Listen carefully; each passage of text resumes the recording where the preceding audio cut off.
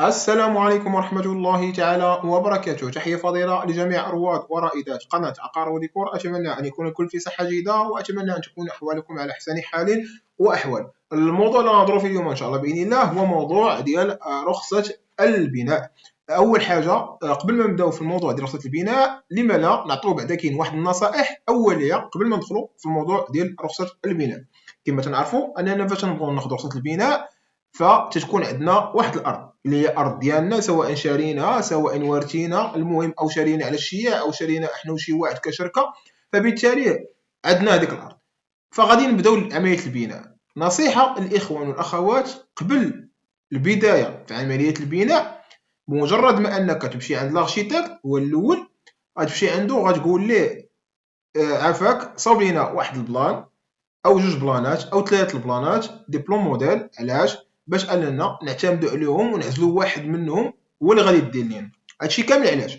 لان بزاف ديال الاخوان والاخوات حتى تياخذوا البلون ابروفي تابروفا البلان، وتيجي الطاشون او اللي غادي يبني لهم يتفاجئون انهم بعد المرات يقول لك لا، راه بغينا نحيدوا هذا الحيط ونديروا بلاصتو شرجم كبير، او جوج بيوت نشانتيهم يولي بيت واحد، او اننا هذا الصالون ما عجبناش بهذه الطريقه هذه بغينا في هذه الجهه، او هذه الكوزينه ما بغيناش في هذه البلاصه بغيناها في هذه البلاصه، او الدروج جاونا كبار ولا صغار ولا الدروج ماشي ما عجبوناش، او ان مثلا الحمام والطواليت مجموعين في جهه واحده، لا بغينا نقسموهم نديرو الطواليت بوحده والدوش بوحدو. تيكونوا بزاف ديال الاشكاليات بحال هكا. فبالتالي حنا قبل ما نديرو عمليه البناء ماشي تا يبدا يبني الطاشون عاد بدنا نقولوا ليه ولا حيد هادي ودير هادي، لانك غتولي خصك مخلصه بالدوبل. غتولي الحاجه خاصها تريب وتعاود تبنى، فالطاشرون ولا المعلم غيحسب عليك السلعه ويحسب عليك كذلك الخدمه ديال يديه، فبالتالي ما يمكنش يديروا لك بالمجان. فهذا الشيء خاصنا نردوا ليه البال قبل ما اننا نبداو عمليه البناء. مزيان. حاجه اخرى هي انك ضروري تجيب ان توبوغراف اللي يحط لك لي بورن ديالك، بلون دو كونطونونس يحط لك لي بورن ديالك. علاش؟ باش ان هادوك لي بورن تعرف راسك انك ما خرجتش عند جارك بواحد المترو ولا واحد نص مترو، ولا داخل في الملك العام ولا داخل في تروطوار ولا داخل في الشارع، ولا تكون ان محمي بهذيك الورقه من عند هذاك الطوبوغراف. متفقين؟ هادو امور خاص الواحد يرد بال معاهم قبل الشروع في عمليه ديال الرخص البناء وما جاورهم. دابا ندوزو رخصه البناء. رخصه البناء شحال هادي؟ كنتي تاخذ البلانات من عند لارشيتاكت وتجيب رخصه شهاده الملكيه، تجيب فوتوكوبي ديال لي كارت ناسيونال، تجيب الاوراق ديال التجزئه الا كان شي تجزئه، المهم تجمع الاوراق كاملين تبعهم جامعه حضاريه. عام الجامعه الحضاريه تيدوم العماله وتسنى تدوز هذاك الاجتماع ويشوفوا لك الساعه واش قبلوك الدوز الساعه ولا ما قبلوش. حاليا لا، حاليا ولا موقع يسمى مواقع الرخص هو اللي فيه هادشي كامل، وهادشي راه من 2013 تقريبا 2014. المهم ولا ما يسمى بموقع رخص. هاد الموقع رخص الناس اللي بغا يدخلوا يقراو فيه ويفهموا داكشي ممكن انك تدخل تقرا وتفهم مع راسك، ما كاين حتى مشكل نهائي. دابا هاد موقع رخص ولا المهندس المعماري تتكلفوا بهادشي كامل، هو تيحط لك لي بلون في هذاك موقع رخص والاوراق ديالك والامور ديالك كامله انفورماتيزي، وتتابروفا نهار تتابروفا من الوكاله الحضاريه ومن الجماعه الحضاريه ومن العماله، تيصيفطوا لك النسخ ديالك، تجي تخلص هذاك الشيء اللي عليك وتتاخذ هذيك الرخصه ديالك ديال البناء. دابا حاجه واحده اخرى بالنسبه لرخصه البناء، القوانين المنظمين لها هما هاد، يعني الناس اللي بغا يدخلوا يقراو. حنا دابا خصنا نهضروا على الوثائق المطلوبه. الوثائق المطلوبه بالنسبه للناس السكنيه اللي غادي يسكن، اما بالنسبه للناس اللي عندهم عمارات او الناس اللي عندهم بروجيات او الناس هذه، فخويا دخل قرا لك الموقع على راحتك، لان الاغلبيه ما غاديش يبغي انا نقراو هادشي كامل. فبالتالي حنا نهضروا على اللي عنده بقعه اقل من 500 متر كاري. متفقين؟ هاد البقعه اقل من 500 متر كاري تمشي عند الاركيتكت تتقول له سيدي انا بغيت نبني واحد البقعه، صاوب لي البلانات كما قلنا لي تيب ديال لي بلون تيعطيهم ليك، تعزل واحد البلان منهم تعتمد عليه هو باش انه يخدم. قبل ما انك تدير معاه يعني شحال يتخلصوا داكشي، تتثني معاه واحد الكونطرا. هذيك الكونطرا العقد اللي غادي يكون بينك وبينه، لان العقد شريعه المتعاقدين، فبالتالي ضروري هذاك العقد. ثانيا ضروري واحد الطلب اللي فيه توقيع ديالك، وكذلك او توقيع المهندس لانه هو اللي غيتكلف لك في الموقع ديال الرخص المرسوم. كذلك التصاميم الهندسيه راه المهندس هو اللي غيتكلف بها.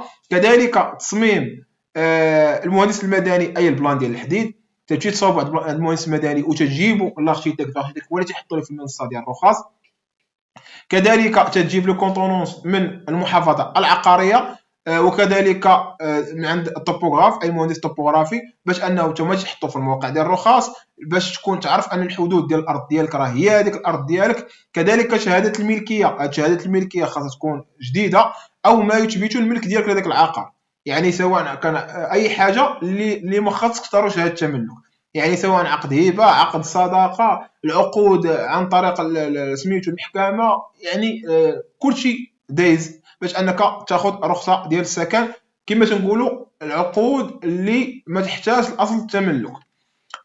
من بعد تناخذوا التصاميم هادو كاملين اللي قلنا، تنعطيهم المهندس المعماري. المهندس المعماري تحطوا لنا في موقع رخص، وبالتالي في موقع رخص تتم تماك الدراسه ديال هذاك الملف ديالنا اعتمادا على داك الشيء اللي حطينا من اوراق.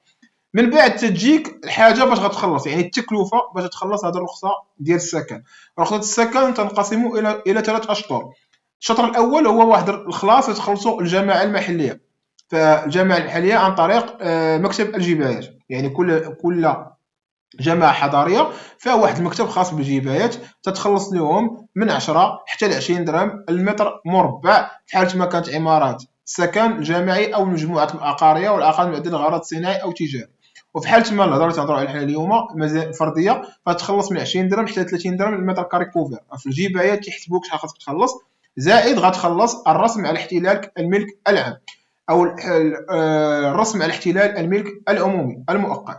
علاش؟ لانك انت واخا تحط السلعه في الارض ديالك، فغادي تخلص الجماعه الحضاريه استغلال الملك العمومي، وهذا الشيء جاء في القانون التنظيمي اللي هو 113 14 المتعلق بالجماعات، الماده 100 101 107 108. كذلك بناء على القانون 17 98، كذلك البناء على القانون 25 90 المتعلق بالجزيئات السكنيه، كذلك القانون 4706 المتعلق بالجبايات الجماعيه المحليه. الناس اللي باغي يدخلوا يقراو يعرفوا هذا الرسم احتلال مؤقت منين جا قانونيا. ضروري تخلصوا، واخا انك تحط السلعه فوق الارض ديالك تخلص هذا الرسم هذا. كذلك المقابل المترتب على الخدمات الوكالات الحضريه. دابا السؤال اللي غيطرح هو هاد رخصة السكن شحال هي مدة الصلاحية ديالها؟ رخصة السكن مدة الصلاحية ديالها فهي سنة إلا ما كنتي شرعتي في عملية ديال البناء نهائيا، فبالتالي تتموت رخصة السكن خاص تجددها. في حالة ما بديتي عملية البناء ودرتي الإقرار الضريبي أو الإقرار السنوي ديالك، يعني مشيتي مدير الضرائب ودرتي إقرار سنوي على أنك تبدا عملية البناء، فعندك أجل 3 سنوات، وبشرط أنك كل سنة تمشي دير الإقرار السنوي ديالك باش تبقى سارية هذيك رخصة ديال البناء، وكذلك رخصة استغلال الملك العمومي المؤقت.